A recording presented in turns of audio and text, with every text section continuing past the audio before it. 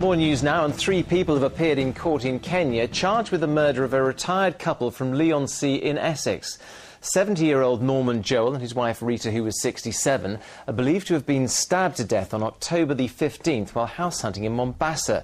The city's police chief said today that he believed the alleged killers knew the couple before the attack. A 26-year-old soldier punched a labourer to death after trouble flared outside a Norwich bar, a court was told today. Norwich Crown Court heard that Daniel Gooder attacked father of 2, Timothy Moore, outside Sing Sing after Mr Moore had headbutted his friend. He died 6 days later at Addenbrooke's Hospital in Cambridge. Gooder denies manslaughter, affray and assault. The first of 19 public meetings has taken place over plans to put up 90 electricity pylons across the Suffolk countryside.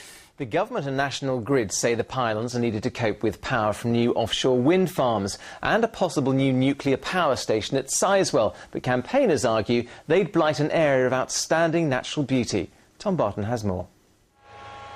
The question is, where should they hang?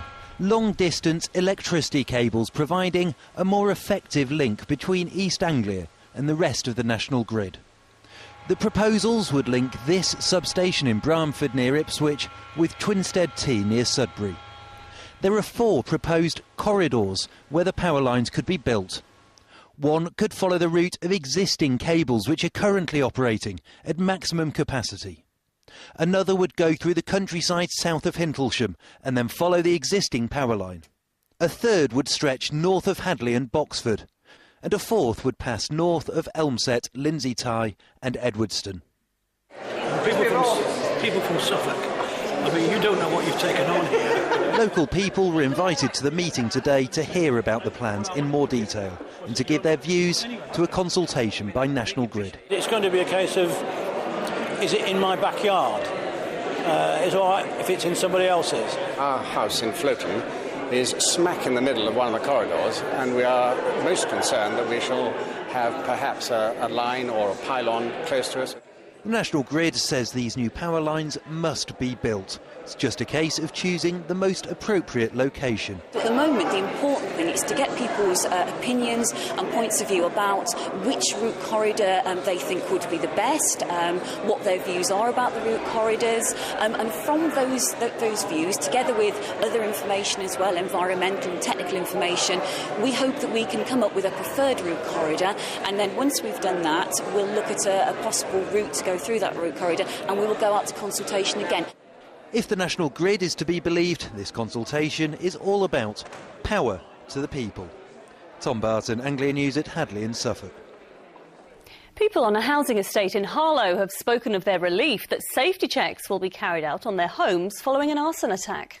Residents on the Beercroft estate say they were left feeling vulnerable by the speed the fire swept through a terrace in July. It's hoped the checks will now provide some reassurance, as Lorna Ramsey reports. The fire may have been 3 months ago, but Janet Keane has a daily reminder of it. She was one of 50 people who were evacuated after an arson attack on a neighbour's house on the Beercroft estate in Harlow in July. 5 families were left homeless after fire ripped through a terraced block. It left many people worried about the fire protection in their lofts. Now South Anglia Housing, which owns 168 homes on the estate, has ordered an independent safety survey to reassure residents their homes are safe. It was just frightening how quickly they went. So I was totally frightened. It was unbelievable how quick they went. But I think a complete safety check is needed, really. Councillor Lee Dangerfield tells me he lives on the estate and has been campaigning to get homes checked. As with all fires or anything that happens on a housing estate, it does create panic and alarm. And there has been so much gossip going on in relation to what happened. South Anglia are undertaking this survey, and this should go a long way to allaying any residents' fears. The 5 homes affected by the fire remain empty. 2 are owned by the South Anglia Housing Association and 3 are privately owned. The Housing Association owns just over half of the properties here on the Beercroft estate. All of those will be included in the safety checks, along with any private ones if the owners request it. In a statement, the association added, The process will be completely transparent and progress will be communicated to residents across the estate on a regular basis. This is all part of our ongoing commitment to health and safety, which our tenants appreciate is a key priority for us. The safety checks will start in the next couple of weeks, and the Housing Association hopes it will put people's minds at rest once and for all. Lorna Ramsey, Anglia News, Harlow. Southend United Football Club have avoided the immediate prospect of going out of business, but could still be placed in administration. The League One team were due in court tomorrow for a winding up order, but will appear next Wednesday instead.